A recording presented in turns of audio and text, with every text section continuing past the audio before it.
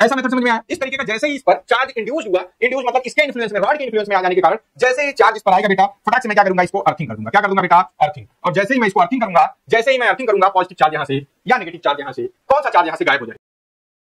सब आवाज वगैरह टन्ना टन्ना आ रही है, कोई दिक्कत तो नहीं? बोलो, ऑडियो वीडियो सब क्लियर है? सब क्लियर है? यस सर, सब क्लियर है। चलो, सब क्लियर है। तो जैसा आप सभी को पता है कि हम लोग बोर्ड टारगेट करने के लिए यहां पर खड़े हैं, कि हो सकता है हम प्रयास करेंगे कि आपके 12th का पूरा सिलेबस कंप्लीट कर दिया जाए बोर्ड के हिसाब से, पूरा फिजिक्स उतना पढ़ा दिया जाए कि जिससे आपका बोर्ड निकल जाए बेटा, अच्छे मार्क्स से निकल जाए। तो हम उसलिए यहां पर खड़े हैं। आप सभी साथ देंगे तो जरूर कुछ अच्छा करेंगे आप अपने 12th के बोर्ड में। तो आइए सीधे क्लास में चलते हैं, बाकी बातें होती रहेंगी, अब कंटिन्यू सफर चलता रहेगा अपना। तो जैसा आपको पता है कि हम पहले चैप्टर से शुरू करने वाले हैं, बहुत आराम से शुरू करने वाले हैं, आराम से चलेंगे बेटा, प्यार से चलेंगे और सब कुछ सीखते और पढ़ते हुए आगे बढ़ेंगे। तो जितना भी हमारी एनसीईआरटी या सीबीएसई हमको बोलती है, तो चलो आगे कंटिन्यू करें बेटा।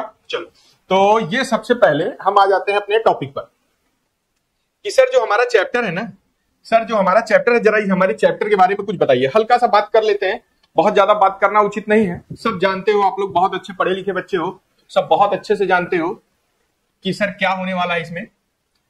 चलो, तो बेटा सबसे पहले हम ये समझते हैं बच्चों, ये समझते हैं कि हमारा जो चैप्टर है, शुरू के जो दो चैप्टर हैं वो आते हैं इलेक्ट्रोस्टैटिक्स के अंदर। किसके अंदर आते हैं बेटा? इलेक्ट्रोस्टैटिक्स के अंदर। इलेक्ट्रोस्टैटिक्स में हम क्या पढ़ते हैं सर? सर क्या पढ़ते हैं? Study of charge. बट वो चार्ज कैसा हो बेटा? Charge must be in rest. Charge कैसा हो? रेस्ट में हो, मतलब रुका हुआ हो। कैसा हो बेटा? रुका हुआ हो। अगर चार्ज रुका हुआ है तो उसको हम पढ़ेंगे इलेक्ट्रोस्टैटिक में। क्या सर इसके बाद भी कुछ अलग से है? हाँ बेटा, इलेक्ट्रोडायनामिक्स। अरे बोलो, डायनामिक्स का मतलब जानते हो ना, जो चीज किसमें हो? मोशन में। जो किसमें हो बेटा? मोशन में। अगर चार्ज मोशन में आ जाता है तो उसको हम इलेक्ट्रोडायनामिक्स के अंदर पढ़ते हैं। इतनी बात समझ में आई? तो शुरू के जो दो चैप्टर हैं हमारे, पहला chapter electric charge and field EF, और दूसरा electrostatic potential and capacitance. Electrostatic potential and capacitance, ये दोनों चैप्टर जो हमारे हैं बेटा, वो किसके अंदर आते हैं? इलेक्ट्रोस्टैटिक के अंदर। किसके अंदर आते हैं? इलेक्ट्रोस्टैटिक के अंदर। और ये हमारा यूनिट फर्स्ट। कौन सा है बेटा? Unit first. ये दोनों चैप्टर मिला के हमको हमारे बुक में दिया गया है यूनिट फर्स्ट। तो पहले हम टारगेट करेंगे अपना यूनिट फर्स्ट कंप्लीट करने का, मतलब उसके दोनों चैप्टर कंप्लीट करने का। इसी तरीके अपना चलेंगे धीरे धीरे, अपना प्रोसेस यही होने वाला है। इतनी बात समझ में आई आप सभी को? इतनी बात समझ में आई बेटा? एक बार बताओ, इतनी बात समझ में आई? हाँ सर, इतनी बात समझ में आ गई। चलो, अगर समझ में आ गई तो इस चैप्टर में थोड़ा धीरे धीरे आगे बढ़ते हैं। हमने पढ़ा इलेक्ट्रोस्टैटिक्स। क्या पढ़ा बेटा? इलेक्ट्रोस्टैटिक्स। सर क्या पढ़ा है आपने? अभी कुछ नहीं पढ़ा है, अभी केवल चैप्टर का नाम लिख रहा हूं, इलेक्ट्रोस्टैटिक्स। इलेक्ट्रो मतलब सर चार्ज। टोटल स्टडी हम किसकी करने वाले हैं? चार्ज की। वो चार्ज कैसा होगा बेटा? रेस्ट में। तो आओ हम चार्ज को समझते हैं। चार्ज क्या है? मुझे कोई बताएगा? हाँ बताओ बेटा फटाक से, चार्ज क्या है? जरा बताओ चार्ज क्या है, जरा मुझे बताओ कि चार्ज क्या है। कमेंट करो फटाक से कि चार्ज क्या है। बोलो बेटा, चार्ज क्या है? कुछ भी, जो भी तुमको पता है उतना ही बताओ चार्ज के बारे में। चार्ज क्या है? जल्दी फटाक से, चार्ज क्या है? चार्ज क्या है बेटा? बताओ जरा फटाक से। चार्ज एक प्रॉपर्टी है। क्या है बेटा? प्रॉपर्टी। क्या है sir? Property of material. Sir कैसी प्रॉपर्टी है? अभी आगे पढ़ोगे तो इसे हम लोग बोलते हैं इंट्रिंसिक प्रॉपर्टी या फिर फंडामेंटल प्रॉपर्टी। कैसी प्रॉपर्टी बेटा? Intrinsic property. इंट्रिंसिक प्रॉपर्टी या फिर फंडामेंटल। सर कैसी प्रॉपर्टी होती है? या तो हम इंट्रिंसिक बोलते हैं या फंडामेंटल प्रॉपर्टी बोलते हैं। सर इंट्रिंसिक प्रॉपर्टी या फंडामेंटल प्रॉपर्टी का मतलब क्या है? कुछ कुल मिला के ये समझो, कुल जमा बात ये है बेटा कि चार्ज मैटर की एक इंटरनल प्रॉपर्टी है। कैसी प्रॉपर्टी है बेटा? कैसी प्रॉपर्टी है? इंटरनल। सर इंटरनल प्रॉपर्टी का मतलब यह है कि चार्ज हम बाहर से नहीं देते हैं, चार्ज मैटर को हम बाहर से नहीं देते हैं। जैसे कोई मटेरियल है, आप थोड़ा समझते हैं। जैसे एक मान लेते हैं ये किसी मटेरियल का पीस है, इसमें इलेक्ट्रॉन और प्रोटॉन है। मान लेता हूं कि इसमें 6 इलेक्ट्रॉन है और 6 प्रोटॉन है। You can easily say that, बहुत आसानी से आप बोल सकते हो कि सर ये न्यूट्रल केस है। कैसा केस है बेटा? न्यूट्रल। अरे बोलो, ये तो बोल पाओगे कि सर ये कैसा केस है? न्यूट्रल केस है। कैसे न्यूट्रल है? कैसे बोल पा रहे हैं? क्योंकि sir number of electron equal to number of proton है। मतलब कुल मिला के जितना चार्ज पॉजिटिव का है उतना ही चार्ज नेगेटिव का है। अगर इस तरीके है तो ये न्यूट्रल है। सर इसका मतलब अगर इसको हमको चार्ज करना है, इसको हमें चार्ज करना है तो क्या करना होगा? क्या करना होगा बेटा? इससे इलेक्ट्रॉन या प्रोटॉन का बैलेंस बिगाड़ना होगा। इसको इस स्टेज से डिस्टर्ब करना होगा, न्यूट्रल स्टेज से इसको डिस्टर्ब करना होगा। और वो डिस्टर्ब कौन कर सकता है बेटा? इलेक्ट्रॉन या प्रोटॉन। तो एक्चुअली में प्रोटॉन तो न्यूक्लियस में होता है। प्रोटॉन कहां होता है बेटा? बोलो फटाक से। प्रोटॉन कहां लाई करता है? प्रोटॉन कहां लाई करता है बेटा? प्रोटॉन कहां होता है? न्यूक्लियस में। कहां होता है बेटा? न्यूक्लियस में। इसको डिस्टर्ब कर पाना बहुत ज्यादा कठिन है, इसको डिस्टर्ब कर पाना बहुत ज्यादा टफ है। क्यों? क्योंकि ये न्यूक्लियस में लाई करता है। तो जब न्यूक्लियस में लाई करता है तो इसको हम डिस्टर्ब नहीं कर सकते। इसका मतलब सर हम डिस्टर्ब किसे करेंगे? इस आवारा एलिमेंट को, इलेक्ट्रॉन को। क्यों? क्योंकि सर ये आउटर मोस्ट सेल में होता है, आउटर मोस्ट सेल में होता है। जरा सा भी एनर्जी देंगे तो ये डिस्टर्ब हो जाएगा। मतलब कुल मिला के पूरी बात का ये सेंस निकल के आ रहा है कि अगर हमको चार्ज जनरेट करना है तो चार्ज जनरेट करने के लिए मुझे इलेक्ट्रॉन या तो निकालना पड़ेगा या देना पड़ेगा। मतलब सर, मतलब ये बेटा कि जैसे कोई एलिमेंट है, एक ये और दूसरा ये। सर अगर इससे इलेक्ट्रॉन आ रहे हैं, इसमें इलेक्ट्रॉन आ रहे हैं, या सर इससे इलेक्ट्रॉन जा रहे हैं, दो केस हो सकते हैं बेटा। या तो इलेक्ट्रॉन आएगा या जाएगा। अगर इलेक्ट्रॉन ये गेन कर रहा है, क्या कर रहा है बेटा? गेन कर रहा है। किसका गेन कर रहा है सर? इलेक्ट्रॉन का। किसका गेन कर रहा है सर? इलेक्ट्रॉन का। अगर ये गेन कर रहा है इलेक्ट्रॉन का तो इसमें चार्ज आ जाएगा नेगेटिव। कैसा चार्ज आ जाएगा? नेगेटिव चार्ज आ जाएगा। गुड। अगर ये इलेक्ट्रॉन डोनेट कर रहा है, अगर ये इलेक्ट्रॉन डोनेट कर रहा है तो बेटा इसमें चार्ज आ जाएगा पॉजिटिव का। क्या कर रहा है बेटा? ये डोनेट कर रहा है। किसको डोनेट कर रहा है? इलेक्ट्रॉन को। मतलब अपने अंदर से इलेक्ट्रॉन को लूज कर रहा है, खो दे रहा है। तो ये चार्ज आ जाएगा इस पर पॉजिटिव और इस पर आ जाएगा नेगेटिव। मेरी बात समझ में आई? बात समझ में आई बेटा? पक्का समझ में आई कि सर हम अब ये बॉडी जो है ना बेटा, ये हो गई चार्ज्ड बॉडी। कैसे हो गई सर? Charged body. कैसी बॉडी है सर? चार्ज। तो ये भी चार्ज होगी, इसमें कोई दिक्कत क्या? नहीं सर, ये भी चार्ज्ड बॉडी कही जाएगी। क्या सर चार्ज करने का मेथड यही है? क्या चार्ज करने का मेथड यही है, इलेक्ट्रॉन निकालना या देना? पहली चीज तो ये समझ लीजिए कि बॉडी में चार्ज इलेक्ट्रॉन के कारण ही आता है, सबसे पहली चीज। अब मेथड और टेक्निक कुछ है जो आपके सिलेबस में भी है, जिन्हें हम पढ़ेंगे। इतनी बात समझ में आई? बोलो, इतनी बात समझ में आ गई? पक्का समझ में आ गई? चलो, समझ में आ गई तो जरा आते हैं थ्योरेटिकल पार्ट पे आते हैं। देखो क्या लिखा है कि इट रेफर्स टू इंट्रिंसिक। जो मैंने शुरू में बताया कि ये कैसी प्रॉपर्टी है बेटा? एक इंट्रिंसिक या फिर फंडामेंटल प्रॉपर्टी ऑफ मैटर। ये प्रॉपर्टी है, ध्यान रखना। चार्ज क्या है? प्रॉपर्टी है, किसी मैटर की प्रॉपर्टी है। डिफिनीशन इसकी केवल और केवल क्या है कि ये प्रॉपर्टी है, किसी मैटर की एक प्रॉपर्टी है जो एक्सपीरियंस कराती है एक फोर्स। क्या एक्सपीरियंस कराती है? फोर्स, किसी इलेक्ट्रिक फील्ड में, किसी इलेक्ट्रिक फील्ड में। सर इतना कुछ आप बताए, जरा ये भी बताइए कैसे फोर्स फील कराएगी? बेटा समझो, ये जैसे पॉजिटिव चार्ज है। क्या है? Positive charge.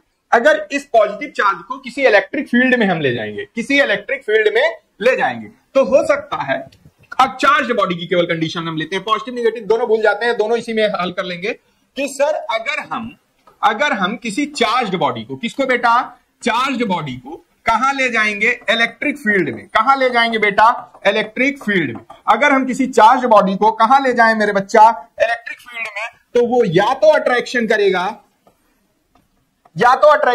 या फिर रिपल्सन करेगा। दो तरीके के फोर्स फील करा सकता है, या तो वो अट्रैक्शन कराएगा या रिपल्सन कराएगा। अगर उसको हम कहां ले जाएं? इलेक्ट्रिक फील्ड में। वो डिपेंड किस पर करता है? अट्रैक्शन कराएगा या रिपल्सन? सर नेचर पे। किसके नेचर पर? सर किसके नेचर पर? नेचर ऑफ चार्ज, कि चार्ज का नेचर कैसा है, चार्ज का नेचर कैसा है। इतनी बात समझ में आई मेरे बच्चों की नहीं? बताओ फटाक से, इतनी बात समझ में आई कि नहीं? इतनी बात समझ में आई कि नहीं? अगर समझ में आई तो यहां तक नोट करो, अगर समझ में आई तो यहां तक नोट करो। जल्दी नोट करो बेटा, जल्दी नोट करो। नोट हो गया? अब आओ थोड़ा इसको और समझते हैं। जैसे कोई पॉजिटिव चार्ज होगा, मान लेते हैं, चलो इलेक्ट्रिक फील्ड वाला कॉन्सेप्ट थोड़ा और डेप्थ में समझते हैं। बेटा ये हमारी पास इलेक्ट्रिक फील्ड है, हमारी क्या है? Electric field. ये हमारी इलेक्ट्रिक फील्ड लाइंस है। सर क्या होती है बाद में पढ़ना, अभी केवल ये समझ लो। अगर हम इसके पास पॉजिटिव चार्ज ले आएंगे, कैसा ले आएंगे वही फील करा रहा हूं, पॉजिटिव चार्ज ले आएंगे। पॉजिटिव चार्ज ले आने का मतलब इस पर मेरे पास क्या है? Positively charge particle. अगर हम positively charge particle electric field में लेके आते हैं तो बेटा ये इसको क्या करेगा? अट्रैक्ट कर लेगा। क्या कर लेगा बेटा? अट्रैक्ट करेगा। ये एक्सीलरेट होगा। क्या होगा? एक्सीलरेट। किस डायरेक्शन में? इलेक्ट्रिक फील्ड के डायरेक्शन में। इतनी बात समझ में आई? अगर यहीं पर हम कोई नेगेटिव चार्ज लेके आए तो वो इसको क्या करेगा? धक्का मार के पीछे भेज देगा। समझ में आया? ये नेचर, ये फोर्स फील कर रहा है ना, आखिर ये अट्रैक्ट हो रहा है, इसका मतलब इन दोनों के बीच में एक फोर्स लग रहा है जो इसको खींच रहा है। इसी तरीके अगर हम नेगेटिव चार्ज ले आएंगे तो वो धक्का मार के पीछे जाएगा, दूसरी साइड भागना चाहेगा, तो ये क्या हो जाएगा बेटा? ये क्या हो जाएगा? रिपल्सिव। तो समझ में आया? उम्मीद करता हूं कि आप ये फील कर पा रहे होंगे। क्यों इलेक्ट्रिक फील्ड में ऐसा होता है ये पढ़ेंगे आगे तीसरे चैप्टर में। ये तीसरे चैप्टर में पढ़ेंगे जब हम इलेक्ट्रिक फील्ड लाइंस वगैरह पढ़ रहे होंगे। केवल अभी ये समझो कि ये पॉजिटिव चार्ज एक ऐसा फोर्स फील करेगा जो इसमें अट्रैक्ट कर लेगा, अपने आप को इलेक्ट्रिक फील्ड की ओर खींचता हुआ फील करेगा। अगर यहां पर नेगेटिव चार्ज होता तो वो कैसा फील करता बेटा? रिपल्सिव। कैसा फील करता? रिपल्सिव। आओ जरा फटाक से फिर से डिफिनेशन पे आ जाते हैं, जो लिखी हुई बातें हैं। की पॉइंट में चार्ज का सिंबल क्या होता है बेटा? चार्ज का जो सिंबल होता है वो क्या होता है बेटा? क्यू, कैपिटल क्यू भी ले सकते हैं, कहीं कहीं हम कैपिटल क्यू और कहीं कहीं स्मॉल क्यू लेंगे। सर इसको यूनिट क्या होती है? कूलाम। इसकी यूनिट क्या होती है बेटा? कूलाम। इसकी यूनिट क्या होती है बेटा? कूलाम, जिसको हम सी से लिखेंगे। किससे लिखेंगे? सी से। अब आओ चार्ज के टाइप, जैसा वहां हमने देखा, यहां हमने देखा था, अगर तुमको याद हो, नहीं याद है तो फटाक से फिर से समझ लेते हैं कि सर अगर हम टाइप ऑफ चार्ज देखें, क्या देखें बेटा? Type of charge. तो ये कितने टाइप के होते हैं? फटाक से कमेंट करो। टाइप ऑफ चार्ज कितने टाइप से होते हैं सर? दो टाइप का। एक होता है पॉजिटिव चार्ज, हाँ लाल, पॉजिटिव चार्ज। दूसरा होता है सर नेगेटिव चार्ज। दूसरा कैसा चार्ज होता है बेटा? Negative charge. सर ये पॉजिटिव चार्ज कब आता है? कब आता है? इलेक्ट्रॉन की डिफिशियंसी के कारण या इलेक्ट्रॉन के एक्सेस के कारण? एक बार बताओ मुझे, इलेक्ट्रॉन कम होने के कारण आता है या इलेक्ट्रॉन ज्यादा होने के कारण? कौन सा चार्ज? Positive charge. फटाक से बताओ ये कब आता है? ये कब आता है सर? ये कब आता है जरा बोलो फटाक से। इलेक्ट्रॉन की कमी के कारण। इलेक्ट्रॉन की कमी के कारण। किसके कारण? कमी के कारण। एकदम सिंपल सी बात। इलेक्ट्रॉन की कमी के कारण ये आता है बेटा, इलेक्ट्रॉन की कमी के कारण ये आता है। और सर इलेक्ट्रॉन ज्यादा हो जाने के कारण, ज्यादा हो जाने के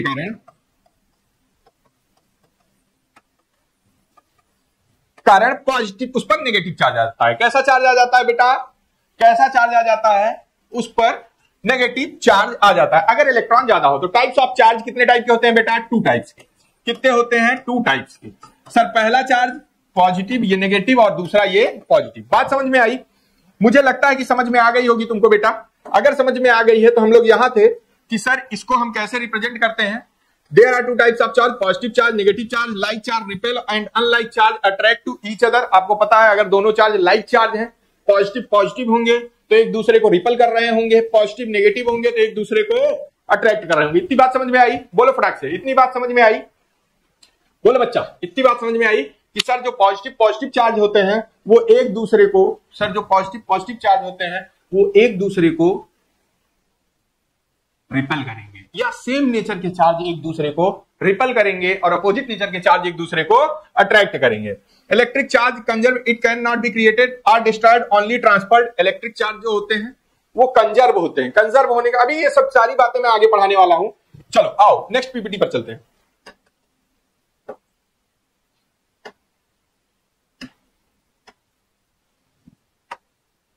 चलो सर जो चार्ज होते हैं ना, जो चार्ज होता है बेटा, सेम चार्ज, सेम नेचर के चार्ज, सेम नेचर के चार्ज क्या करते हैं? एक दूसरे को रिपेल करते हैं। क्या करते हैं बेटा? रिपेल। और अगर चार्ज कैसे हो? अपोजिट हो। कैसे हो बेटा? अपोजिट इन नेचर हो। अपोजिट इन नेचर हो तो ये क्या करते हैं बेटा? अट्रैक्ट करते हैं। क्या करते हैं? अट्रैक्ट। मतलब सर, मतलब ये बेटा कि अगर कहीं पॉजिटिव चार्ज है और दूसरा नेगेटिव चार्ज है, तो इन दोनों के बीच में एक फोर्स लगेगा, वो फोर्स होगा अट्रैक्शन का। कैसा फोर्स होगा? क्यों? क्योंकि ये कैसे कैसे बिहेव कर रहे हैं बेटा? अपोजिट है, पॉजिटिव और नेगेटिव। अगर तुम्हारे पास पॉजिटिव चार्ज हो या तुम्हारे पास नेगेटिव चार्ज हो तो ये दोनों क्या करेंगे बेटा? रिपल्सन शो करेंगे। क्या करेंगे? रिपल्सन। क्या करेंगे बेटा? रिपल्सन। यहां भी सेम होगा, रिपल्सन ही होगा। यहां भी क्या होगा? रिपल्सन। इन दोनों में क्या होगा बेटा? रिपल्सन। इसमें भी रिपल्सन, यहां अट्रैक्शन, ये रिपल्सन, ये रिपल्सन। बात समझ में आई? चलो, चार्ज जनरेट होता है, चार्ज कह रहा है कंजर्व है। चार्ज कैसा होता है बेटा? कंजर्व। कैसा होता है बेटा? कंजर्व। कंजर्व होने का मतलब, चार्ज कंजर्वेशन का मतलब, चार्ज कंजर्व होने का मतलब, कंजर्व होने का मतलब, कंजर्व होने का मतलब यह होता है sir, charge can not be created nor be destroyed. अरे मेरी बात से सहमत हुई? सर चार्ज क्रिएट और डिस्ट्रॉय नहीं किया जा सकता। सर चार्ज को हम क्रिएट और डिस्ट्रॉय नहीं कर सकते। फिर क्या कर सकते हैं बेटा? केवल ट्रांसफर कर सकते हैं। चार्ज का ओनली ट्रांसफर इज अलाउड। केवल ट्रांसफर ही अलाउ है, केवल बेटा ट्रांसफर ही चार्ज का अलाउ है। चलो आओ, जब इतना कुछ जान ही लिए हैं तो थोड़ा सा जान लेते हैं जिसके कारण चार्ज जनरेट हो रहा है। किसके कारण जनरेट हो रहा है? इलेक्ट्रॉन के कारण। तो लगे हाथ प्रोटॉन और न्यूट्रॉन को भी थोड़ा समझ लें, बहुत ही इंटरेस्टिंग चार्ट है, जरा ध्यान से देखना। सर इलेक्ट्रॉन का सिंबल क्या होता है? -E।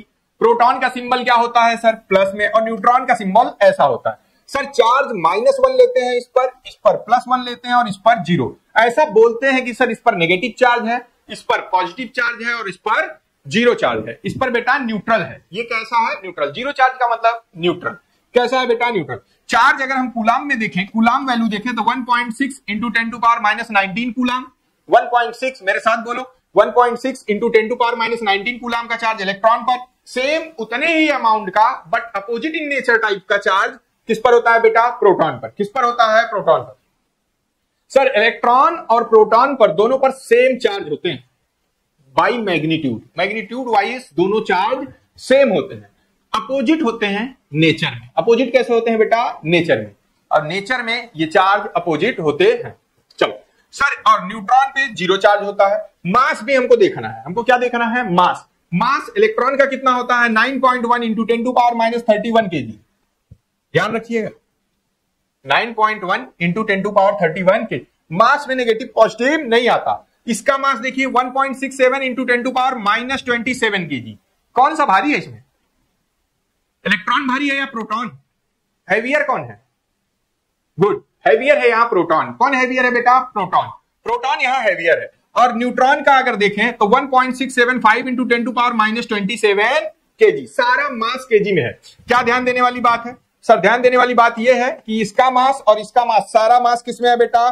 केजी में। किसमें है? केजी में। सर ये -27, ये -27, लेकिन ये -31 केजी। ये बात याद रहेगी।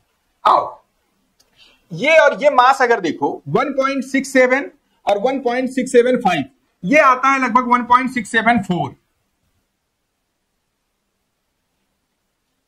ऐसा ही कुछ आता है, याद है? ये आता है 1.67 और ये है 1.675। तो एक्चुअली में अगर तुमको अभी मैं थोड़ी देर बाद दिखाऊंगा कि मास अगर हम देखेंगे न्यूट्रॉन का तो वो सबसे ज्यादा कंपेयर टू प्रोटॉन और फिर कंपेयर टू इलेक्ट्रॉन। ये याद रहना चाहिए, सबसे ज्यादा हैवी कौन है? न्यूट्रॉन, उससे कम प्रोटॉन और उससे कम electron. Sir atomic mass unit हम लोग पढ़ रहे होंगे AMU। वो AMU एक्चुअली में क्या है? जितना इलेक्ट्रॉन का मास जितना इलेक्ट्रॉन का मास है, इलेक्ट्रॉन का मास कितना है बेटा? 9.1 इंटू 10⁻31 केजी। कितना मास प्रोटॉन का है? 1.67 इंटू 10⁻27 केजी। कितना मास न्यूट्रॉन का है? 1.675 इंटू 10⁻27 केजी। तो जितना मास प्रोटॉन का होता है, जितना मास प्रोटॉन का होता है, लगभग उसको हम 1 AMU मानते हैं। कितना मानते हैं बेटा? 1 AMU। अब आपको मैं समझाता हूं। अगर तुमसे कोई पूछ लेता है कि 1U का मतलब क्या है, 1U का मतलब क्या है, तो तुम जस्ट उसके मुंह पे फेंक के मारना कि mass of proton, mass of proton. अरे बोलो, इतनी बात समझ में आई? अगर तुमसे कोई पूछे कि सर 1U का मतलब क्या है, तो तुम बोलोगे बेटा मास ऑफ प्रोटॉन। प्रोटॉन का मास कितना है सर? इतना। ये किसके बराबर है? 1 U के। अगर तुम ध्यान से देखो तो ये 1 U के बराबर है। लगभग तीसरे पॉइंट पर, डेसिमल के बाद तीसरे पॉइंट पर जाकर थोड़ा मिसमैच हो रहा है, बट ये कंसीडर किया जाता है इसको ऐसा ही। मास ऑफ न्यूट्रॉन लगभग वही, क्योंकि मास ऑफ प्रोटॉन और मास ऑफ न्यूट्रॉन बराबर है, इसलिए 1 U और 1 U यहां भी लगभग बराबर है। यहां 7 है, यहां 8 है। लेकिन आपको ध्यान रखना है कि इलेक्ट्रॉन का U में वैल्यू कितनी होती है? 5.485 5.485 इंटू 10⁻⁴ U। याद रहेगी? याद रहेगी बेटा बात? हाँ सर, ये याद रहेगा कि सर 1 U की वैल्यू प्रोटॉन के बराबर होती है। 1 U की वैल्यू प्रोटॉन के बराबर होती है। अगर रिलेटिव मास की बात करें, रिलेटिव मास की बात करें, रिलेट करके देखें इलेक्ट्रॉन से सभी को, तो इलेक्ट्रॉन का मास अगर एक टाइम है, 1 टाइम है, तो प्रोटॉन का मास 1836 टाइम हो जाएगा, 1836 टाइम। इससे कितना हैवी है प्रोटॉन? इलेक्ट्रॉन से कितना ज्यादा हैवी है? 1836 time heavier than the electron, times heavier than electron. Electron से ये कितना ज्यादा हैवी है? 1836 टाइम। और प्रोटॉन से न्यूट्रॉन या इलेक्ट्रॉन से न्यूट्रॉन कितना हैवी है? 1839 टाइम, 1839 टाइम्स। इतनी बात समझ में आई बेटा? इतनी बात समझ में आई? लोकेशन आप सभी को पता है, इलेक्ट्रॉन तो आवारा एलिमेंट है तुम्हारे जैसा। इलेक्ट्रॉन तो आवारा एलिमेंट है बेटा तुम्हारे जैसा, टहलता रहता है, घूमता रहता है, घर के बाहर ही रहता है, सीधे आउटर मोस्ट सेल में लाई करता है। ये इनसाइड द न्यूक्लियस होता है और ये भी इनसाइड द न्यूक्लियस होता है। बहुत अच्छी बात। किसने इन्वेंशन किया था? इलेक्ट्रॉन का इन्वेंशन किसने किया था? जे थॉमसन ने। प्रोटॉन का किसने किया था? सर दो नाम सुने प्रोटॉन का, रदरफोर्ड, गोल्डस्टीन। दोनों सही है, समय के साथ दोनों सही है। बात समझ में आई? और न्यूट्रॉन का किसने किया था बेटा? जेम्स चैडविक ने। किसने किया था? जेम्स चैडविक ने। चलो आओ आओ मेरे साथ अभी तक जितना पढ़े हैं उसको एक बार चार्ट में बनाते हैं। चार्ट में बनाने का मतलब इलेक्ट्रॉन लिखेंगे सर, प्रोटॉन लिखेंगे सर, और न्यूट्रॉन लिखेंगे। कोई दिक्कत नहीं सर। इलेक्ट्रॉन पर मास चार्ज कितना होता है? 1.6, 7 भी लिख लूं, 10⁻⁻⁻ का 19 कूलम।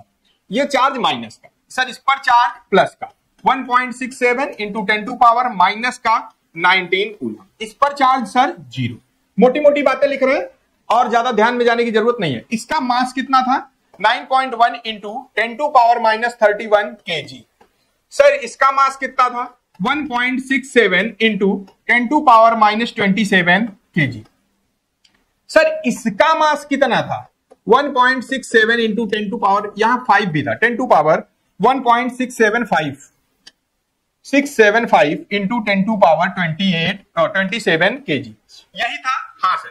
सर इलेक्ट्रॉन का मास हो गया, प्रोटॉन का मास हो गया, न्यूट्रॉन का मास हो गया। सर अगर यू में बात करें, यू में, तो ये लगभग 1 U था, ये भी लगभग 1 U था, नियरली 1 एटॉमिक मास। और ये लगभग बेटा 5.4 इंटू 10⁻⁻⁴ U के बराबर था। कुछ ऐसा ही था, कुछ ऐसा ही था। अगर मुझे डेटा सही याद है, नहीं सही याद हो तो आप लोग करेक्ट करा देना। सर इलेक्ट्रॉन सबसे पहले खोजा कौन गया था? सबसे पहले इन्वेंशन किसका हुआ था बेटा? इलेक्ट्रॉन का। और इलेक्ट्रॉन का इन्वेंशन किस ईयर में हुआ था? इलेक्ट्रॉन का इन्वेंशन किस ईयर में हुआ था? फटाक से कमेंट करके बताओ बेटा, किस ईयर में हुआ था? शायद 1897 में हुआ था क्या? शायद 1897 में हुआ था क्या इलेक्ट्रॉन का इन्वेंशन? बोलो, 1897 में हुआ था। इसका कब हुआ था बेटा? जल्दी बोलो, इसका कब हुआ था? कितने साल बाद हुआ था इसके? इलेक्ट्रॉन के कितने साल बाद प्रोटॉन की खोज हुई थी? पूरे 20 साल बाद। तो कितना हो जाएगा बेटा? बोलो फटाक से, 17 हो जाएगा क्या? 1917। सर प्रोटॉन के बाद न्यूट्रॉन की खोज कितने ईयर बाद हुई थी? 15 साल बाद। तो वो हो जाएगा 1932। सर इसका इन्वेंशन 15 ईयर्स के बाद। सर इसका इन्वेंशन 20 ईयर्स के बाद। ऐसे ही याद रखोगे, आसानी से याद रहेगा। एक याद कर लोगे, सारे याद हो जाएंगे। सर इलेक्ट्रॉन की खोज किसने की थी? जे थॉमसन ने। किसने बेटा? जे थॉमसन ने। सर प्रोटॉन की खोज किसने की थी? रदरफोर्ड ने। सर न्यूट्रॉन की खोज किसने की थी? जेम्स चैडविक ने। किसने की थी? James Chadwick. इतना डेटा अगर आपको याद है, अगर आपको इतना डेटा याद है तो इनफ याद है। अगर इलेक्ट्रॉन, प्रोटॉन, न्यूट्रॉन के बारे में इतना इंफॉर्मेशन आप रखते हैं तो you are a good student, आप एक अच्छे स्टूडेंट हो। ये अब यही एक छोटी सी चीज और लिखी थी उसमें कि इलेक्ट्रॉन कहां लाई करता है चार्ट में, तो वो बताया था कि आउटर मोस्ट सेल में, और ये सब इनसाइड द न्यूक्लियस लाई करते हैं। इतनी बात समझ में आई? इतनी बात समझ में आई? पक्का समझ में आई बेटा? चलो, अगर इतनी बात समझ में आई तो देखो, हमने सिंबल देख लिया, चार्ज देख लिया, इसका कूलाम में कितना होता है, मास देख लिया, यू देख लिया, रिलेटिव मास देख लिया, लोकेशन देख लिया और डिस्कवरी देख ली। ये सारी चीजें हम लोगों ने देख ली। चार्ज पढ़ने से पहले, इलेक्ट्रिक फील्ड एंड चार्ज पढ़ने से पहले इस चैप्टर के बारे में ये सब पढ़ना बहुत जरूरी है, बहुत ज्यादा जरूरी है। आई नो कि आपको पता होगा, बट हमको बताना आवश्यक है। चलो आओ आगे देखते हैं। Charge and mass are intrinsic property of matter. ये डिफिनीशन भी आपको पता होना चाहिए, ये कॉन्सेप्ट भी आपको पता होना चाहिए कि चार्ज और मास कैसी प्रॉपर्टी है बेटा? इंट्रिंसिक। कैसी प्रॉपर्टी है? इंट्रिंसिक। इंट्रिंसिक प्रॉपर्टी का मतलब क्या है? इंट्रिंसिक प्रॉपर्टी का मतलब क्या है? अभी थोड़ी देर पहले मैंने बताया है। इंट्रिंसिक प्रॉपर्टी का मतलब क्या है? इस इंट्रिंसिक का मतलब क्या है बेटा? इस इंट्रिंसिक का मतलब है फंडामेंटल। फंडामेंटल। मैंने बताया कि चार्ज एक इंटरनल प्रॉपर्टी है, इंट्रिंसिक प्रॉपर्टी है मैटर की। चार्ज किसके कारण आ रहा था? बहुत प्यार से समझना। चार्ज किसके कारण आ रहा था बेटा? इलेक्ट्रॉन के कारण। किसके कारण आ रहा था? इलेक्ट्रॉन के कारण। इलेक्ट्रॉन के पास क्या मास होता है? इलेक्ट्रॉन के पास क्या मास होता है? यस सर, इलेक्ट्रॉन के पास मास होता है। अगर सर हम इलेक्ट्रॉन को डिस्टर्ब करें, क्या करें बेटा? डिस्टर्ब का मतलब या तो इलेक्ट्रॉन इससे कम करें या ज्यादा करें। अगर हम इलेक्ट्रॉन को डिस्टर्ब करेंगे तो क्या मास डिस्टर्ब होगा? क्या मास डिस्टर्ब होगा? हाँ सर, अगर हम इलेक्ट्रॉन को डिस्टर्ब करेंगे तो मास डिस्टर्ब होगा। क्यों डिस्टर्ब होगा? क्योंकि इलेक्ट्रॉन अगर आप लूज कर रहे हैं तो इलेक्ट्रॉन का कुछ तो मास है, उतना मास उस मटेरियल का कम हो जाएगा। अगर इलेक्ट्रॉन आप गेन कर रहे हैं तो जितना भी मास, बहुत थोड़ा सा ही है, बट उतना उस एलिमेंट में, उस मटेरियल का मास बढ़ जाएगा। इतनी बात समझ में आई? इसीलिए बता रहा है कि चार्ज और मास दोनों फंडामेंटल प्रॉपर्टी है, दोनों को अलग नहीं देखा जा सकता, नहीं समझा जा सकता। अगर चार्ज जनरेट होगा तो मास आएगा जाएगा। अगर चार्ज आप चाहे मास मतलब अगर आप चार्ज इलेक्ट्रॉन लेकर ला रहे हैं या इलेक्ट्रॉन देकर, तो अगर इलेक्ट्रॉन लेकर ला रहे हैं तो मास गेन कर लेगा, और इलेक्ट्रॉन अगर लूज करके आ रहे हैं तो मास लूज कर लेगा। बात समझ में आई यहां तक? चलो, अगर समझ में आई तो आगे बढ़ते हैं। देखो इंट्रिंसिक प्रॉपर्टी के बारे में क्या लिखा है भाई साहब ने। An intrinsic property is a property that is inherent to a particle and does not depend on external factor like shape, size और environment। सर ये एक इंटरनल प्रॉपर्टी है जो शेप, साइज और इन्वायरमेंट पे डिपेंड नहीं करती है। ये मटेरियल की अपनी इंटरनल प्रॉपर्टी है। बार बार बता रहा हूं कि चार्ज मटेरियल की एक इंटरनल प्रॉपर्टी है। अच्छा, चार्ज की डिफिनेशन भूले तो नहीं कि सर ये चार्ज एक इंटरनल प्रॉपर्टी है जो इलेक्ट्रिक फील्ड में रखे जाने पर फोर्स फील करती है। और इस चार्ज, ये चार्ज जो है एक इंट्रिंसिक प्रॉपर्टी है। इसी के साथ इसका, जैसे हमारी आपकी बॉडी और आत्मा दोनों है, वैसे ही है चार्ज और मास, दोनों एक ही चीज है। अगर आप चार्ज जनरेट होगा तो मास आएगा, मास आएगा, तो इसका मतलब यह है कि उसने चार्ज गेन किया है। इतनी बात समझ में आई बेटा? इतनी बात समझ में आई? चलो, electric charge is intrinsic because, अब कारण लिख रहा है, एवरी इलेक्ट्रॉन ऑलवेज है चार्ज ऑफ इतना चार्ज होता है इलेक्ट्रॉन के पास। एवरी प्रोटॉन ऑलवेज है चार्ज इतना, हाँ होता है। This charge does not change regardless of the particles motion, location और सराउंडिंग। कह रहा है सर ये चार्ज चेंज नहीं होता। सर चार्ज चेंज नहीं होता। क्यों? कब कब नहीं हो सकता? कि अगर पार्टिकल में मोशन ला दें, उसके लोकेशन में चेंज कर दें और उसके सराउंडिंग में चेंज कर दें। सर अगर ये सब कर दें तो उसका चार्ज कभी चेंज नहीं होता। चलो नोट कर लो यहां तक। चार्ज इंट्रिंसिक है। चार्ज कैसी प्रॉपर्टी है? इंट्रिंसिक। क्यों इंट्रिंसिक है? क्योंकि सर वो मोशन, लोकेशन और सराउंडिंग पे डिपेंड नहीं करता। सर ये जो चार्ज इलेक्ट्रॉन और प्रोटॉन का है वो हमेशा यही लाई करेगा। इतनी बात समझ में आई? अगर समझ में आई तो नोट कर लो फटाक से। चार्जिंग के वेज, कितने तरीके से हम चार्ज कर सकते हैं। तुम्हारे सिलेबस में हम लोगों को 3 तरीके से चार्ज करने का मेथड बताया गया है। मैं थोड़ी देर पहले ही जब अपना चैप्टर शुरू किया था तो आपसे इसी बात पर बात किया था कि ये बताइए कि किसी बॉडी को चार्ज देना या चार्ज में ला देना या चार्ज कर देना इतना आसान है क्या? इलेक्ट्रॉन ऐसे हाथ से लाके दे दिए जाएंगे क्या? या इलेक्ट्रॉन ऐसे हाथ डाल के निकाल लिए जाएंगे क्या? नहीं भाई, इस तरीके से नहीं होता। उसका अपना एक मेथड है। उस मेथड को अब हम लोग पढ़ने वाले हैं। 3 तरीके के मेथड है, बाय फ्रिक्शन, बाय इंडक्शन और बाय कंडक्शन। ये 3 मेथड है। ये तीनों मेथड हम पढ़ेंगे और समझेंगे कि कैसे चार्ज जनरेट होता है इनसे। तो आओ फटाक से समझते हैं कि चार्ज कैसे जनरेट किया जाता है। तो जो चार्ज जनरेशन का मेथड है charging by friction, charging by friction, rubbing two different materials and transfer electron, one gain electron other lose electron, rubbing a balloon on hair. Example आपके सामने है, आपने देखा भी होगा घरों में, इस बच्चे मजाक में या इधर उधर खेलते हैं, ऐसे ऐसे बलून रगड़ के चिपका देते हैं दीवारों पे। ग्लास की स्केल जो होती है तुम्हारे बैग में, प्लास्टिक वाली स्केल जो होती है, उसको ऐसे ऐसे रगड़ कर आप टीयर्स ऑफ पेपर को ऐसे ऐसे करेंगे तो वो अट्रैक्ट करती है, वो उसको चिपकाती है। देखा है कभी? देखा। चलो, देखा है तो ठीक, नहीं देखा है तो ठीक, देखा है तो ठीक, नहीं देखा है तो ठीक। ये दो हमारे पास स्लैब है, क्या है बेटा? प्लास्टिक की दो स्लैब हैं, इनको मैं रगड़ूंगा। क्या करूंगा? इसको मैं आपस में रगड़ूंगा। इसको जब मैं आपस में एक दूसरे के ऊपर रगड़ूंगा बेटा, ऐसे ऐसे करके एक दूसरे पे ऐसे ऐसे करके रगड़ूंगा, तो रगड़ने से क्या जनरेट हो रहा है? यहां पर फ्रिक्शन। यहां क्या हो रहा है बेटा? इनके बीच में, सरफेस के बीच में क्या हो रहा है? फ्रिक्शन। क्या हो रहा है? फ्रिक्शन। फ्रिक्शन हो रहा है ना? अरे बोलो, इस फ्रिक्शन से क्या होगा? इस फ्रिक्शन से क्या होगा? इसको हीट मिलेगी, हीट मिलने से इसके इलेक्ट्रॉन जो आउटर मोस्ट सेल में है वो ट्रांसफर होंगे। इतनी बात समझ में आई? फ्रिक्शन से क्या होता है बेटा? इलेक्ट्रॉन ट्रांसफर हो जाते हैं। क्या होते हैं सर? इलेक्ट्रॉन ट्रांसफर हो जाते हैं। सर इलेक्ट्रॉन ट्रांसफर कहां होंगे? ट्रांसफर होने का मतलब किसी एक से निकलेगा और किसी एक में जाएगा। मान लेते हैं कि यहां से इलेक्ट्रॉन निकला और यहां चला गया, यहां से इलेक्ट्रॉन निकला और यहां चला गया। अगर यहां से निकलेगा बेटा, अगर यहां से निकलेगा तो इस पर कैसा चार्ज आ जाएगा? Positive charge. कैसा चार्ज आ जाएगा? पॉजिटिव। सर इसने इलेक्ट्रॉन गेन कर लिया, इसका मतलब यहां पर कैसा चार्ज आ जाएगा बेटा? Negative charge. अरे बोलो बोलो बेटा, ये मेथड समझ में आया? चार्जिंग बाय फ्रिक्शन वाला कॉन्सेप्ट समझ में आया कि फ्रिक्शन करके हम ऐसे ऐसे रगड़ते हैं, रगड़ने से हीट जनरेट होगी, हीट जनरेट होने से जो आउटर मोस्ट सेल के इलेक्ट्रॉन होते हैं वो बहुत इजीली ट्रांसफर हो जाते हैं। अरे इतनी बात समझ में आई? हाँ सर समझ में आई। अगर समझ में आई तो ये फोटो बना लो, ये इस तरीके लिख लो, rubbing of two different materials, transfer of electron one. अब एक क्या करता है? गेन करता है, एक इलेक्ट्रॉन का गेन करता है, दूसरा क्या करता है? लूज करता है। तो सर इसने क्या किया है? सर इसने क्या किया है? इसने बेटा गेन किया है। क्या किया है? गेन। सर इसने क्या किया है? इसने लूज किया है। क्या किया है बेटा? Loses the electron. इसने इलेक्ट्रॉन लॉस किया है, लॉसेस द इलेक्ट्रॉन, ये इलेक्ट्रॉन लॉस किया है। तो मेरी बात समझ में आई? इतनी सारी बात समझ में आई बेटा? बहुत अच्छे से समझ में आई सर। चलो समझ में आई तो दूसरा मेथड देखते हैं, चार्जिंग बाय कंडक्शन। इसको इरेज करना पड़ेगा मुझे, थोड़ा क्लियर यहां नहीं दिख रहा है। Charging bye conduction, charging by conduction.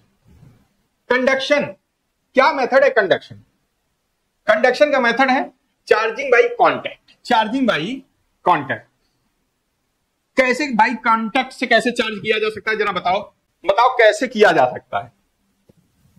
कैसे किया जा सकता है? सर मान लेते हैं, अब यहां बताऊंगा नहीं, फिर से इरेज करना पड़ेगा। मान लेते हैं बेटा हमारे पास, ऐसा मान लेते हैं कि हमारे पास एक स्फीयर है। क्या है बेटा? स्फीयर। हमारे पास बेटा एक स्फीयर है। ये स्फीयर कैसा है बेटा? न्यूट्रल। कैसा है? Neutral in shape. कैसा है बेटा? न्यूट्रल। ये है न्यूट्रल, न्यूट्रल है। इसी के साथ हमारे पास है बेटा, इसी के साथ हमारे पास है, इसी के साथ हमारे पास है एक रॉड। ये रॉड कैसी है सर? सर हमारे पास है एक रॉड। ये रॉड कैसी है सर? आओ बताता हूं। मेरे पास, मेरे हाथ में एक रॉड है और ये रॉड कैसी है सर? ये चार्ज्ड है। कैसी है बेटा? चार्ज्ड। कैसी रॉड है ये सर? Charged rod. कैसे चार्ज है सर ये रॉड? ये रॉड कैसे चार्ज है सर? Positively charge. मान लेते हैं कैसी चार्ज है बेटा? पॉजिटिवली चार्ज है। सर इस पर कैसा चार्ज है? Positive charge. अरे मेरी बात समझ में आई? इस पर कैसा चार्ज है बेटा? Positive charge. देखो ये न्यूट्रल है, ये न्यूट्रल है और ये पॉजिटिवली चार्ज है। अगर ये पॉजिटिव चार्ज वाला बॉडी, पॉजिटिव चार्ज वाला बॉडी मैं इस पर लाऊंगा, इस पर लाऊंगा तो इसमें क्या है? एक्सेस अमाउंट ऑफ चार्ज है ना। चार्ज हमेशा फ्लो करता है हाई टू लो। सर यहां कैसा चार्ज का पोटेंशियल है? कैसा पोटेंशियल है बेटा? बहुत ज्यादा हाई पोटेंशियल है। यहां से यहां जब इसको कांटेक्ट करा देंगे, ये है विदाउट कांटेक्ट का स्टेज। बाद में जब हम कांटेक्ट करा देंगे बेटा, बाद में जब हम कांटेक्ट करा देंगे तो वो फिर ऐसा हो जाएगा। कैसा हो जाएगा? मान लेते हैं ये हमारा वही रॉड है, ये मेरी वही रॉड है बेटा, ये मेरी रॉड है और ये मेरा कांटेक्ट के बाद का स्टेज है। ये मैंने कांटेक्ट करा दिया। कांटेक्ट कराने के बाद क्या होगा सर? इसमें भी चार्ज आ जाएगा। सर इस बॉल पे भी चार्ज आ जाएगा या इस स्फीयर पे भी चार्ज आ जाएगा। कैसा चार्ज आ जाएगा बेटा? Positive charge. कैसा चार्ज आ जाएगा? पॉजिटिव। सर इस पर भी पॉजिटिव आ गया लेकिन इस पर भी रहेगा, लेकिन अब देखो इसका पोटेंशियल कम हो गया। क्या हो गया बेटा? कम। अब मैं इसको हटा लूंगा, यहां से हटा लूंगा तो ये हमको कैसी बॉडी मिल जाएगी? Charged body. कैसी बॉडी मिल जाएगी बेटा? Charged body. अरे बोलो, मेरी बात समझ में आई? चार्ज्ड बॉडी मिल जाएगी। कैसी बॉडी मिल जाएगी? चार्ज। यहां पर ये बॉडी कैसी है? अनचार्ज्ड। ये है बाई कांटेक्ट। कैसा मेथड है? By contact. कांटेक्ट करके, इसी को बोलते हैं कंडक्शन। इसी को क्या बोलते हैं बेटा? Conduction. By the method of conduction. बात समझ में आई? फ्रिक्शन वाली बात समझ में आ गई थी, कंडक्शन वाली बात समझ में आ गई। अब हमारे पास एक तीसरा मेथड है और उस मेथड का नाम है induction. By the method of induction. Induction में क्या होता है? विदाउट टच किए हम किसी बॉडी में चार्ज जनरेट करते हैं by the method of earthing. आओ देखते हैं कैसे। देखो, चार्जिंग बाय इंडक्शन। इसमें क्या है बेटा? A charge object is brought near to a neutral conductor बिना कांटेक्ट किए। देखो लिख रहा है, स्ट्रिक्टली इसने लिखा है कि no contact. Opposite charge is induced on near side like charge on far side. Earthing can help retain the induced charge. कहता है कि वो जो इंड्यूस्ड चार्ज है उसको बनाए रखने में मदद करता है। क्या करता है बेटा? मदद करता है। कैसे करता है जरा बताओ, कैसे करता है? इंडक्शन वाला मेथड आप बताओ मुझे कमेंट करके, कैसे होगा इंडक्शन? कैसे होगा जल्दी बोलो। इंडक्शन वाला मेथड हम कैसे कर सकते हैं? आओ समझते हैं इंडक्शन वाला भी मेथड बेटा। इंडक्शन वाला भी मेथड समझते हैं। By the induction. By the induction. Induction से कैसे करेंगे? इंडक्शन से कैसे करेंगे? फिर से मेरे पास एक बॉल है बेटा, मेरे पास एक बॉल है, ठीक, मेरे पास एक बॉल है और मेरे पास फिर से एक रॉड है। क्या है? मेरे पास एक रॉड है। इस रॉड पर बेटा मान लेते हैं पॉजिटिव चार्ज है। कैसे चार्ज है इस पर? Positive charge. इस पर पॉजिटिव चार्ज था और ये मेरा न्यूट्रल था। इसको जब मैं इसके पास लाऊंगा, जरा ध्यान से देखते रहना, इसके पास लाऊंगा तो ये न्यूट्रल था मतलब इक्वल अमाउंट ऑफ पॉजिटिव और नेगेटिव चार्ज इसमें थे। अगर मैं इसके पास लाऊंगा तो ये क्या होगा? पॉजिटिव नेगेटिव को अपनी ओर अट्रैक्ट कर लेगा। इतनी बात समझ में आई? और सर ये पॉजिटिव को रिपेल करके दूर कर देगा। ऐसा मेथड समझ में आया? इस तरीके का जैसे ही इस पर चार्ज इंड्यूस्ड हुआ, इंड्यूस्ड मतलब इसके इन्फ्लुएंस में, रॉड के इन्फ्लुएंस में आ जाने के कारण जैसे ही चार्ज इस पर आएगा बेटा, फटाक से मैं क्या करूंगा? इसको अर्थिंग कर दूंगा। क्या कर दूंगा बेटा? अर्थिंग। और जैसे ही मैं इसको अर्थिंग करूंगा, पॉजिटिव चार्ज यहां से या नेगेटिव चार्ज यहां से, कौन सा चार्ज यहां से गायब हो जाएगा? सर जैसे ही मैं इसको अर्थिंग करूंगा, अर्थिंग करने के बाद तुमको पता है अर्थिंग, पता है एक चीज क्या, कि अर्थ को बोलते हैं sir ocean of electrons. Electron का क्या बोलते हैं बेटा? ओशियन। समुद्र बोलते हैं बेटा। इलेक्ट्रॉन का ओशियन बोलते हैं। तो बोलो अब क्या होगा? बताओ बेटा फटाक से, क्या होगा? जल्दी बोलो क्या होगा? सारे इलेक्ट्रॉन, जितना इलेक्ट्रॉन है वो सब कहां चले जाएंगे बेटा? अर्थ में। सारे इलेक्ट्रॉन, नेगेटिव चार्ज या सारे इलेक्ट्रॉन कहां चले जाएंगे? अर्थ में। अर्थ में चले जाएंगे तो ये बॉडी कैसी चार्ज हो जाएगी? ये बॉडी कैसी बचेगी बेटा? Positive charge. Positively charged body तुमको मिलेगी। कैसी मिलेगी? पॉजिटिवली चार्ज्ड बॉडी मिलेगी। इतनी बात समझ में आई बेटा? चलो, अगर इतनी बात समझ में आई तो अब हम लोग आगे बढ़ते हैं। ये हमने तीनों मेथड देख लिया। ये तीनों मेथड में से एक मेथड आपके बोर्ड में पूछा जा सकता है। इसी तरीके से लिखना होगा जैसे आपके सामने लिखा हुआ है, और इस तरीके से लिखेंगे, इंप्रेसिव होगा, काफी अच्छा रिजल्ट आपको मिलेगा। चलिए, क्या आ रहा था नीचे कि sir induction is used in a device like electrostatic precipitator and Van de Graaff generator. चलो, यहां से एक नया शब्द मतलब एक नई चीज मुझे याद आई, मैं आपको बताता हूं, जरा वो भी देख लिया जाए तब आगे बढ़ते हैं। क्या आपने इलेक्ट्रोस्कोप का नाम सुना है? इलेक्ट्रोस्कोप, क्या आपने इलेक्ट्रोस्कोप का नाम सुना है? क्या होते हैं सर क्या होते हैं ये क्या होते हैं? ये चार्ज मेजरिंग डिवाइस है। चार्ज मेजरिंग एक्चुअली में चार्ज मेजर नहीं करते, केवल ये फील करके बताता है। एक्चुअली में केवल मैं इसकी बात नहीं कर रहा हूं। इसमें एक जो सबसे कॉमन वाला है जो हमें पढ़ना है उसे बोलते हैं gold leaf experiment. Gold leaf experiment, क्या मुझे कोई बताएगा कि गोल्ड लीफ एक्सपेरिमेंट में क्या हुआ था? क्या मुझे बताओगे बेटा कि गोल्ड लीफ एक्सपेरिमेंट में क्या था, कैसे था? याद है कुछ याद है क्या? अगर जरा सा भी याद है तो मुझे बताओ। अगर जरा सा भी याद है बेटा तो मुझे बताओ। सर कुछ ऐसा एक स्ट्रक्चर था, सर कुछ एक ऐसा स्ट्रक्चर था। ये क्या था सर? एक बॉटल था। ये क्या था सर? एक बॉटल था, ग्लास का एक बॉटल था। इस बॉटल में सर, इस बॉटल में क्या रखा हुआ था? ये बॉटल ऐसे पैक था। इस बॉटल से क्या आया हुआ था सर? एक मेटेलिक रॉड आई थी। क्या आई थी बेटा? ये मेटेलिक रॉड आई थी। ये सब मेटल का सेटअप है, याद रखना। कैसी रॉड आई थी सर? मेटेलिक रॉड आई थी। कैसी रॉड आई थी सर? मेटेलिक। इस मेटेलिक रॉड से क्या लगा हुआ था सर? गोल्ड लीफ लगी हुई थी। क्या लगी हुई थी बेटा? गोल्ड लीफ लगी हुई थी। क्या लगी हुई थी? Gold leaf. अब हम क्या कर रहे थे? यही है गोल्ड लीफ एक्सपेरिमेंट। जरा ध्यान से देखना क्या हो रहा था बेटा कि जब हम कोई चार्ज्ड बॉडी, कोई चार्ज्ड बॉडी इसके पास ला रहे थे। कैसी बॉडी बेटा? Charged body. जब हम कोई चार्ज बॉडी इस गोल्ड लीफ एक्सपेरिमेंट के पास ला रहे थे, चार्ज बॉडी, तो हो क्या रहा था? क्या होगा? वही इंडक्शन के कारण चार्ज जनरेट होगा। ये कैसी बॉडी है बेटा? Charge body. कैसी बॉडी है सर? चार्ज। कैसी चार्ज है सर? इसमें पॉजिटिवली चार्ज है। कैसी चार्ज है? Positively charge. अगर इस चार्ज बॉडी को लाएंगे तो ड्यू टू इंडक्शन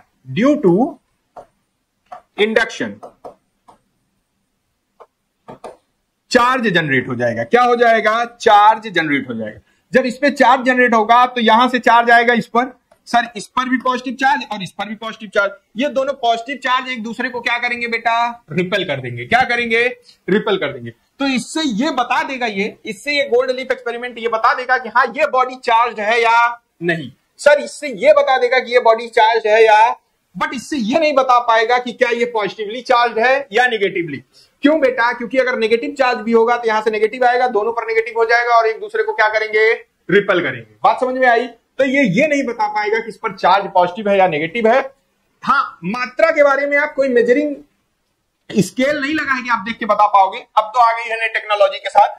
नहीं तो आप केवल एंगल डेविएशन देख के बता पाते कि ये वाला चार्ज ज्यादा स्ट्रांग है या इसके पहले वाला जो मैंने किया था। यहां कितना ज्यादा फैलाव आ रहा है गोल्ड लीफ में, कितना ज्यादा ये फैल रहा है, इससे हम ये बता पाते कि किसमें चार्ज ज्यादा है। इतनी बात समझ में आई बेटा? इतनी बात समझ में आई? पक्का समझ में आई? इसे बोलते हैं गोल्ड लीफ एक्सपेरिमेंट। इसी को बोलते हैं इलेक्ट्रोस्कोप। क्या बोलते हैं बेटा? इलेक्ट्रोस्कोप। चलो, चार्ज और मास, इसका डिफरेंस आपके पेपर में कई बार लिखने को आया है। चार्ज और मास का डिफरेंस आपके पेपर में बेटा कई बार लिखने को आया है। आओ जरा समझते हैं। चार्ज दो टाइप के होते हैं, मास का कोई टाइप नहीं होता। मास का कोई टाइप नहीं होता। दो टाइप के चार्ज, मतलब एक पॉजिटिव दूसरा नेगेटिव। चार्ज कैन अट्रैक्ट और रिपल। मास केवल और केवल अट्रैक्ट करता है। याद रखना, कहीं ये न लिख के चले आना कि चार्ज मास न तो अट्रैक्ट करता है और न ही रिपल करता है। दो मास यूनिवर्स के, कोई भी दो मास हमेशा एक दूसरे को अट्रैक्ट करेंगे। मतलब कोई भी मैटर हो वो अट्रैक्ट करेगा, सर पॉजिटिव पॉजिटिव में रिपल्सन, पॉजिटिव नेगेटिव में अट्रैक्शन, नेगेटिव नेगेटिव में repulsion. Only gravitational attraction between masses. अगर अट्रैक्शन फोर्स देखना है तो केवल और केवल ग्रेविटेशनल अट्रैक्शन देखने को आपको मिलेगा। इतनी बात समझ में आई बेटा? Charge is quantized. इसका क्या मतलब है? क्वांटाइजेशन क्या है सर? अगर कोई चीज कंटिन्यूअस नहीं होती है, अगर कोई चीज कंटिन्यूअस नहीं होती है या पैकेट के फॉर्म में होती है, आया फिर ब्रेक, आई फिर ब्रेक, आई, मान लो लाइट आ रही, आई ब्रेक, आई ब्रेक, आई थोड़ा सा मिला फिर ब्रेक हो गया, मिला फिर ब्रेक हो गया, मिला फिर ब्रेक हो गया, छोटे छोटे पैकेट्स के फॉर्म में आ रही है, तो उसे बोलते हैं क्वांटाइजेशन। क्वांटाइज्ड होता है। कैसा होता है बेटा? क्वांटाइज्ड होता है। Quantization of mass is not yet established. अभी तक मास के बारे में कोई ऐसा क्वांटाइजेशन का कॉन्सेप्ट नहीं आया है, कोई क्वांटाइजेशन का कॉन्सेप्ट नहीं आया। SI unit of charge is coulomb. Charge का एसआई यूनिट कूलाम है और मास का एसआई यूनिट किलोग्राम है। Charge is conserved, mass alone not conserved. Mass plus energy conserve है। मास प्लस एनर्जी का रिलेशन कंजर्व है बेटा, बट चार्ज अकेले में कंजर्व है। Charge can not exist without mass. बार बार कह रहा हूं कि चार्ज तभी आएगा जब इलेक्ट्रॉन होगा, और इलेक्ट्रॉन के पास अपना मास होता है। तो अगर चार्ज आ रहा है तो मास आएगा ही आएगा। लेकिन ये बात वाइस वर्सा सही नहीं है कि अगर मास है तो चार्ज होगा ही होगा। ये बात सही नहीं है। मास can exist without net charge. Charge is independent of speed. Charge speed से इंडिपेंडेंट है। Mass is not independent of speed. ये मैं आगे पढ़ाऊंगा कि मास कैसे इंडिपेंडेंट नहीं है। एक फार्मूला आप लोगों ने पढ़ा होगा, m equal to m not under root 1 minus v square by c square, कुछ ऐसा करके, अगर याद आ रहा हो। m not equal to under root 1 minus v square by c square करके, ये फार्मूला हम लोगों ने पढ़ा है। तो उस फार्मूले से ये बात सही हो जाती है। फिर अब आगे इसको हम कंटिन्यू बेटा नेक्स्ट लेक्चर में करेंगे। तब तक के लिए उम्मीद करता हूं कि सेशन आपने एंजॉय किया होगा। जो अभी देख रहे हैं लाइव, जो बाद में भी देखेंगे, अपने प्यारे प्यारे कमेंट छोड़िएगा। जो कुछ कमियां होंगी उनको बताइएगा, वो सब सुधारने का प्रयास किया जाएगा। और तब तक के लिए बाय बाय, टेक केयर, अपना और अपनों का ख्याल रखिए। पढ़ते रहिए, पढ़ाते रहिए, सीखते रहिए और सिखाते रहिए। Bye bye.